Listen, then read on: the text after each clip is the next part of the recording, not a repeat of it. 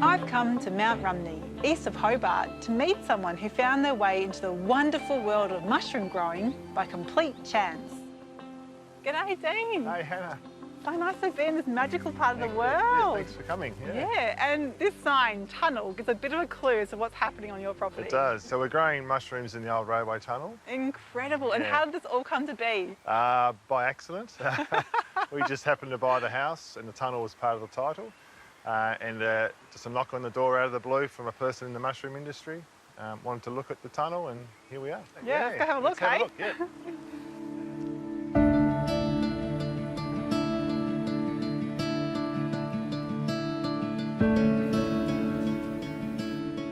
Well, Hannah, welcome to my wonderful world of mushroom growing. This looks pretty special. It's very unique and different, that's for sure. Yeah. The tunnel was built in 1891 as part of the Bellerive to Sorell railway line, but the train stopped running in 1926. It's got so much history in here. It does, yes. Far out. It's a bit different in here. It is. Welcome to my tunnel of love, Hannah, my mushroom love, that is. Woo. Wow. Yeah. What are some of the main varieties that we're looking at here?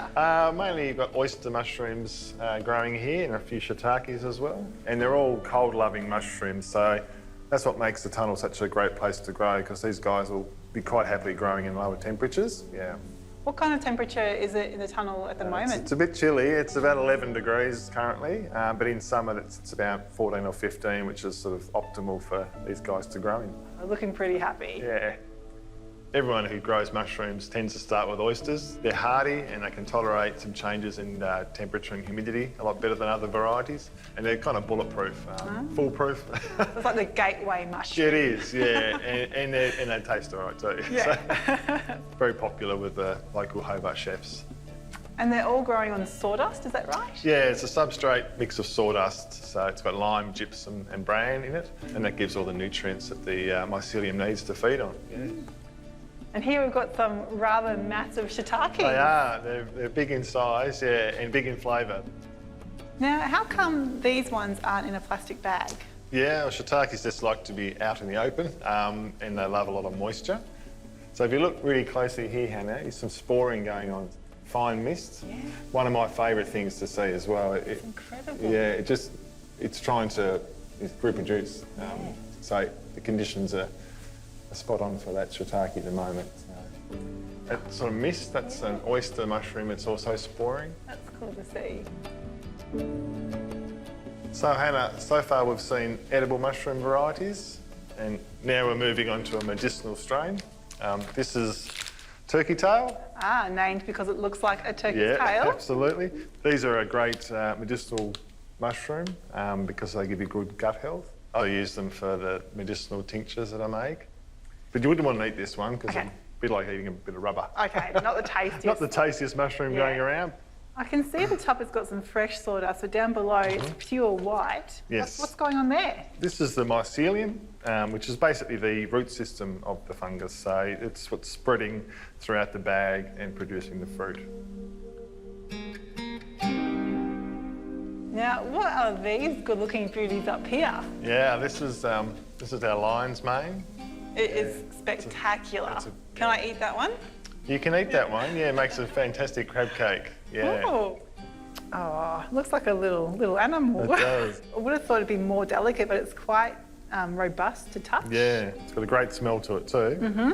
Oh, wow. Just give a whiff of that.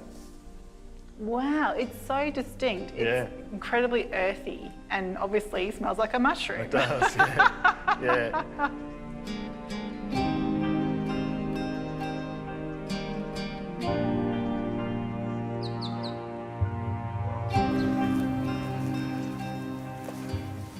Hannah, this is where mushroom farming starts for me. It starts in a test tube.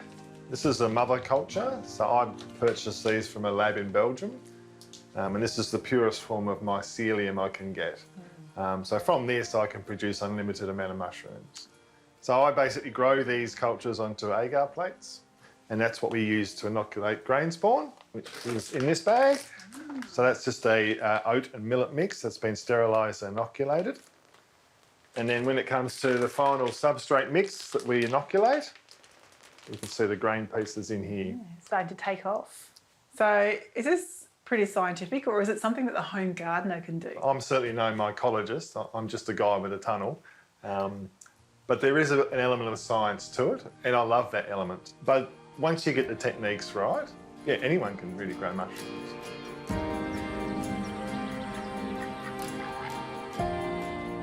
So recently, Hannah, I bought this shipping container.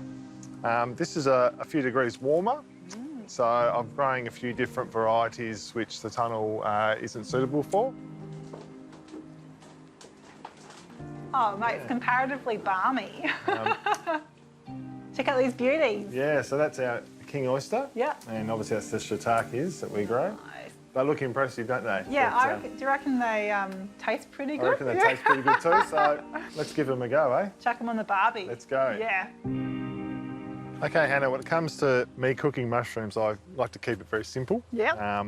Especially with shiitakes, it's just a quick cut of the stem and then just rip. Ah. I like the whole nice rustic. and chunky. Yeah, the whole rustic thing. We'll move on to the king oysters. These ones I just chop into little scallops. So fleshy. Yeah, they are. Now, have you always loved eating mushrooms? I'm going to be perfectly honest with you, Hannah. No, I haven't. I've never been a big fan. Yeah. But that being said, I'm teaching myself and I'm actually quite enjoying them now. Oh, so. you're training yourself. I to am, like them. yeah. Oh, perfect. So just a quick splash of oil, quick flick with the hands, and onto the barbie. And what a beautiful barbecue this is. It's definitely keeping in theme of your property. It is, yeah. No, we like the train and railway themed barbecue for sure. Let's go. Amazing. Woo!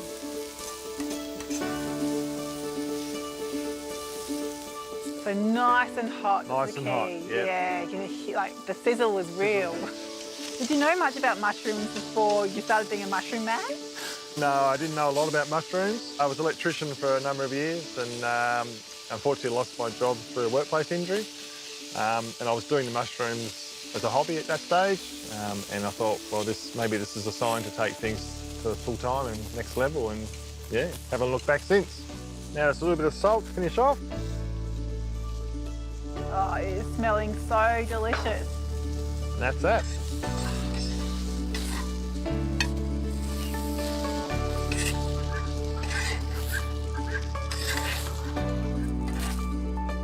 All right, it's tasting time. Let's do it. I'm going to try some king oyster, and it's a bit of a vinegar soy sauce Soy mix. sauce, yep. Wow, so good. Yeah, no. It's yummy, definitely, you know, there's a nice sweet mushroom taste is what's coming through to me. And they have a real sort of abalone texture as well. I've got the shiitake here. Yep. It's definitely strong taste. Yep. It is a very strong mushroom taste. And very earthy. It is. I think I like the king oyster best, but the shiitake is definitely a winner as well. Yeah. It's quite amazing that I've ended up where I've ended up, really. I couldn't really think of myself doing anything else now. Very passionate about what I do. Oh, and what more can we ask for? Yeah. Yeah. I'm going to have some more, Have some of your more. mushrooms.